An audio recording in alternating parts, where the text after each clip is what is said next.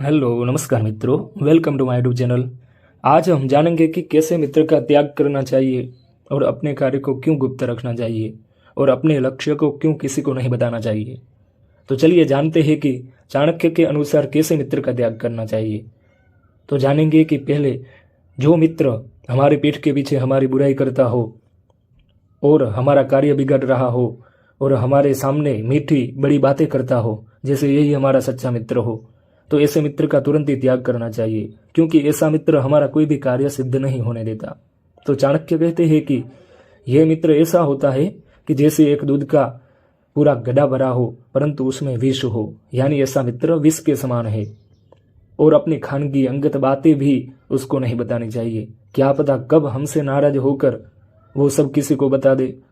इसीलिए ऐसे मित्र से हमें सावधान रहना चाहिए। और आगे जानेंगे कि अपने कार्य को, अपने लक्ष्य को क्यों गुप्त रखना चाहिए, क्योंकि अपने मन से विचार कर लिया है कि हमको यह कार्य करना है या यह व्यापार करना है या यह डिग्री हासिल करनी है, तो ये सब लक्ष्य है वो हमें किसी को शेयर नहीं करने चाहिए। अपने आप से ही मनन विचार पूर्वक कार्य को संपन्न करना चाहिए। यदि हम अपने कार्य को किसी को बताएंगे या अपने लक्ष्य को किसी को कहेंगे तो लोग कहेंगे कि ऐसे करो या यह मत करो, और पहले से हमारा आत्मविश्वास कमजोर कर देंगे। या फिर जो हमने लक्ष्य बता दिया तो वो अगर हमसे पूरा नहीं हुआ, उसमें बाधा आ गई, तो कहेंगे कि हमने मना किया था, और व्यक्ति उपहास का पात्र बन सकता है। और हम अगर अपने लक्ष्य तक पहुंच भी गए तो ऐसा नहीं कहेंगे कि हाँ मैंने मना किया था पर उसने अपने मेहनत से मुझे गलत साबित कर दिया, क्योंकि अपना नीचा तो कोई नहीं सुनेगा। ऐसे ही मैं एक मेरे पहले की बात कहता हूँ। जब हम स्कूल में पढ़ रहे थे तब एक बार हमारे प्रिंसिपल पढ़ाने आए और उन्होंने ब्लैक बोर्ड पर पूरा 9 का पहाड़ा लिखा। तो उसमें एक लाइन उन्होंने गलत लिखी थी। उसमें लिखा था कि 9 × 9 = 71, ऐसा लिखा था। तो पूरा पहाड़ा तो उन्होंने लिख दिया और बाद में स्टूडेंट कहने लगे कि गुरुजी आपने 9 × 9 = 81 होता है, तो ये आपने लाइन गलत लिखी है। तो गुरुजी ने कहा कि मैंने पूरा 10 लाइन लिखा पर उसमें से 9 लाइन जो सच थी वो किसी को नहीं दिखाई दी, पर एक गलत लाइन जो थी वो सबको दिखाई दी।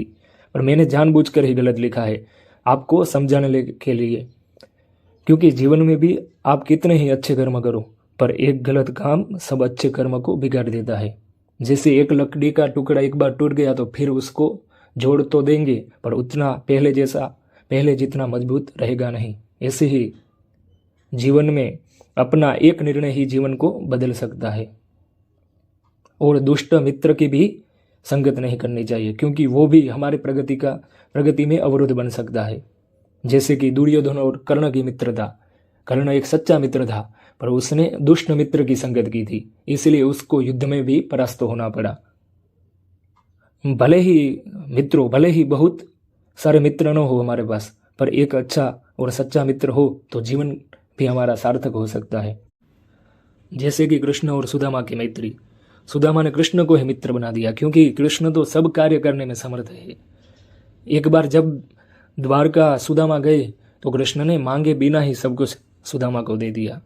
इसलिए मित्रों ऐसा ही मित्र बनाना चाहिए, सब में समर्थ हो और हमारा जीवन भी सार्थक करे। कृष्ण और सुदामा की मैत्री का तो चरित्र एकदम बहुत बढ़िया है। अगर आपको वो भी सुनना हो अलग से मैं एक वीडियो बना दूंगा कृष्ण और सुदामा का चरित्र, तो आप कमेंट करके मेरे को बता सकते हैं मुझको। और ऐसे ही वीडियो जानने के लिए हमको फॉलो कीजिए।